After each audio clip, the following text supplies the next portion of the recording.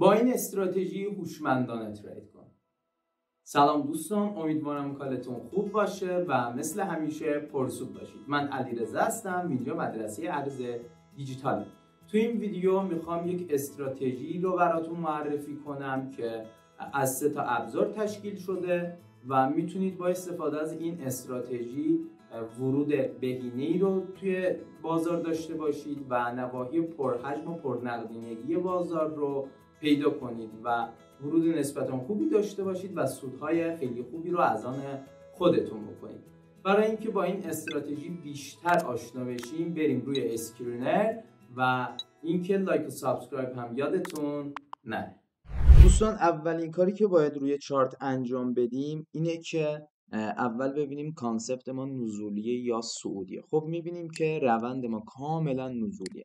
پس توی چارتمون محدوده ها یا اوردر بلاک هایی رو پیدا میکنیم که روش شورت بگیریم. خب این محدوده میتونه یک اوردر بلاک وجود داره، میتونه جذاب باشه، ولی دوباره توی ادامه ویدیو بررسیش میکنیم. و یک ناحیه ارزی که میتونه خوب باشه و روش شورت بگیریم این محدود است. خب ما منتظر میشیم ببینیم قیمت چه ریاکشنی میخواد نشون بده. خب قیمت اینجا رنج میزنه و یک کف دیگه یه میسازه و میره برخورد میکنه به این اوردر بلاک ما. خب اینجا یک اوردر بلاک تشکیل میشه، میبینید چه با قدرت اینجا رو شکسته و رفته بالا. خب ما اینجا رو هم علامت میزنیم تا اگه قیمت به این محدوده رسید ما اینجا بای کنیم. خب از ابزار ولیوم پروفایل استفاده میکنیم تا ناحیه هایی که حجم زیادی رو داره برامون نشون میده. خب از اینجا تا اینجا رو ما انتخاب میکنیم تا ببینیم کدوم محدوده حجم زیادی داره. خب میبینیم که نزدیک به اوردر بلاک هامون، خب میبینید این قسمت رو اینجا حجم زیادی وجود داره، این محدوده حجم زیادی وجود داره و نزدیک به اوردر بلاک ها. خب میشه گفت که تقریبا همپوشالی کردن اوردر بلاک ما و فیکس ولیوم ما. خب چرا اینجا شورت بگیریم یا نه؟ خب این سوال الان برامون پیش میاد که روی این اوردر بلاک شورت بگیریم یا نه. خب من میگم به نظر شخصی من نگیریم، چون اگه این موج رو حساب کنیم تقریبا 50% اینه و روی 50% ترید کردن یکم ریسکیه. خب ما اینجا وارد معامله نمیشیم و منتظر میشیم که قیمتمون به این محدوده برسه و اینجا یک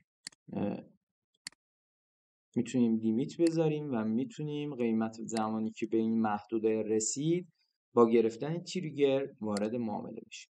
خب منتظر میشیم. خب اینجا شکسته شد، میبینید اینجا حجم زیادی خورده بود و با این خط آبی نشون داده بود برخورد کرده و اومده پایین. خب ما باز کاری نداریم، محدوده مهم ما اینجاست، ما میخوایم رو اون ترید بکنیم. خب قیمت میاد به محدوده‌ای که ما گذاشتیم میرسه و دنبال تریگر ورود میگردیم. خب اینجا رو علامت میزنیم، میبینید RSI اینجا رسیده به اشباع خرید، درسته؟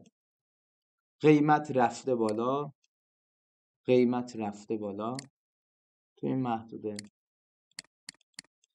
خب ببینیم تو RSI چه اتفاقی افتاده، میشه اینجا.